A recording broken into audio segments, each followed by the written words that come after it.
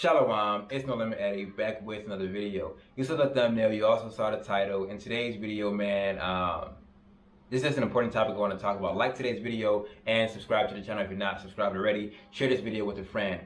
Why do people go broke in Africa? That's what I'm going to title this video. Why do people go broke in Africa? Now, I sometimes think to myself, Eddie, you are one of the younger people to come out of America to the continent, yet you are in constant expansion, while other people are in constant contraction. Why is that the case? And I believe, first and foremost, and we have to do it like this, we have to give our praise to the Most High, and that's something that cannot be negated. It has to be said, and it has to be communicated, right? That you can follow the exact same steps that I give you, and you will not achieve the same results if it's not meant for you, right? So the Most High's grace first and foremost. Now, in addition to the Most High's grace, why is it that I'm able to continuously expand while other people continuously contract? And what I mean by that is, I made a live stream yesterday about someone who came to Tanzania, and 5 months later, and 3 months later, was already launching GoFundMe campaigns and all kind of stuff like that. I've seen more GoFundMe campaigns since moving to the continent than I've ever seen a day in my life. And so, we have people like Market Africa and things like that, talking about people are, trying to just get money just to feed, just for groceries and things like that. Why is it that people are in that stated position and I'm not in that stated position? And I'm not doing this to be egotistical, even though I do have a very big ego, which is a proponent to my success, but it's also a proponent to some of my shortcomings. But that is the duality of life. However, I'm making this video. People who struggle on the continent come to the continent with an outdated framework. I think the framework that they come around, I'll explain what a framework is, but I think the framework that they come with is unoperational on the continent. And so a framework is equivalent to a software. Let's say you have a phone and you are not running the latest software. More than likely your battery might die quicker, your certain apps will not work the right way, they'll have bugs in it, they'll have glitches in there, certain apps won't even come up at all, they'll crash, right? Your phone will begin to experience certain little ticks and bugs that are not meant to be there, that the software update is meant to erase or meant to improve, right, and fix. So one of the outdated softwares people come here with is the massive fear of loss.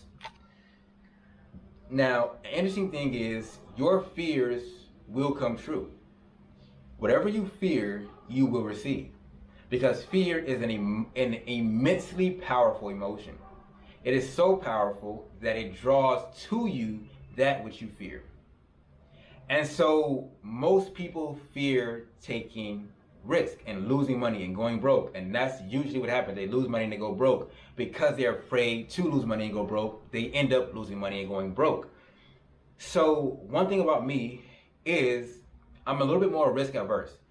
I understand that there's no possible, and this is my framework, there's no possible way to make money. You need to understand this, guys.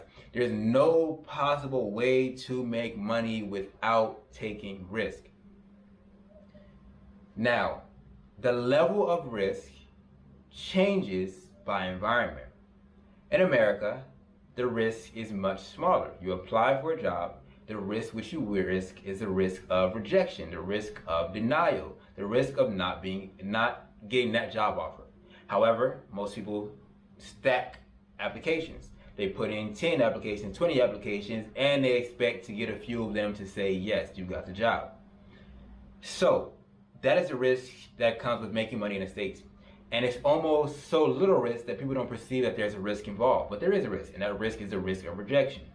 Now, when you come to the continent, you cannot just simply apply for jobs. You have to go out and create income yourself.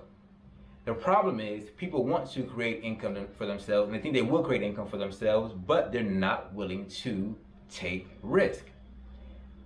And if you're not willing to take risk, okay, I'll say it like this. The reason why I mentioned the ego earlier is that it's dualistic. Everything in life has two sides to it. Every coin has two sides. There's no way for you to win in a game if there's no way for you to lose in a game. Because if there's no way to lose, there's no way to win, there's no way to win, there's no way to lose.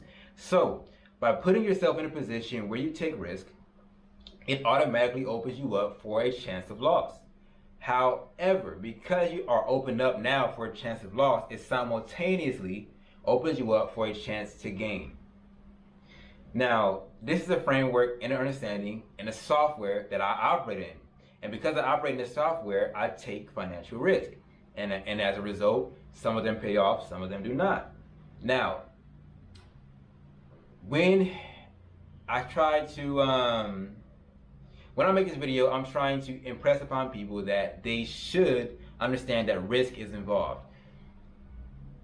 Sometimes people will come to the continent when they start to run low on funds. They actually begin to clench the money that they do have as tight as they possibly can. But like I said, whatever you fear the most will come to you. So they fear losing all their money, and so by holding their tight, they're trying to save all their money. But because they're trying to save their money, they end up losing it. The better thing to do is to take that money and to spend that money with the hope that you will be able to make more money from that. Because again, by holding your money, right, there's no chance of loss, right? There's no chance of loss by not spending your money. But because there's no chance of loss by not spending your money, there's also no chance of gain. There's nothing coming in, there's nothing going out, right? But you're only going to have this. And this will not, you cannot live life with a closed fist. It must be an open palm. But people do not understand this concept. And so when things start to get tight, they start to conserve. They start to contract. Now, when things start to get tight for me, I start to expand, right? Take more risks. The more risks you take, the better opportunity, the better chance you have of getting an economic return from that. It's counterintuitive, but it works. Now, another outdated framework that people have is the concept of money. People view small money as big money. And what I mean by this is you will only be as big as your onlys. Once I began to understand what money is, how money works, why money actually is useless, that it's really just a piece of paper that has no financial backing whatsoever, it's controlled, it's manipulated, I began to realize I should have more money than I have currently. And so I started to change my onlys, right? And by understanding that America is a $20 trillion economy, understanding how much money is in the American economy, and by opening myself up to understanding the massive scale, even though I still can't comprehend how big the economy is, it allowed me to change my perception around price. And because I was able to change my perception around price, I was able to begin to sell higher ticket items. And because I was able to sell higher ticket items, I'm able to sell higher margin items. Because I'm able to sell higher margin items, it means I'm able to spend more on advertising to promote those items. Because I'm able to spend more on advertising to promote those items, I'm able to get more people into the door or into the top of the funnel, which means I'm able to get more money out. And it's a virtuous cycle of pricing. However, most people, when you have limiting beliefs around money, when you believe that money is scarce, money is limited, money is something to conserve, money is something to hold on to, you price your items low. And when you price your items low, you don't have the margin in there to actually be able to grow and expand your business. People think that pricing low is pricing right, when pricing high is pricing right. Now, what I mean by that is, if you believe your products help people, you believe your products serve the market in which you're attempting to serve, you want as many people in your market to get your product as possible. But by charging too little, you're going to eventually go out of business, which means you are now doing your customers a major disservice because they now do not have a service in which will help them to solve their problems. And so again, this all comes back to understanding the value of money, right? And link in the description, I have a book, How Banks Keep You Poor. Sign up right now for the email newsletter and get that book for free. Free book going to be sent to you immediately. So click the link and sign up for that email newsletter. And so yes, when you come to the continent, you got to change your framework. You got to change your mindset. I'm not sure how cohesive this video is, but you got to change your framework. You got to change your mindset. You have to be willing to take risks. Risks are very much needed. It's very much important. By giving yourself a chance to lose, you give yourself a chance to win. You must lose, you must win, you must win, you must lose, right? It's a balance of life. If you continue to try to put yourself in positions where you do not lose, you will only lose, right? Because there's no chance of winning. And so likewise, change your position around money. If you believe that $1,000 is a lot of money, I'm going to be releasing a program which is $1,000. I'm going to sell it only to 10 people. It's going to be a 6-week one-on-one coaching, and we're going to turn your ideas into a profitable course in the next 6 weeks.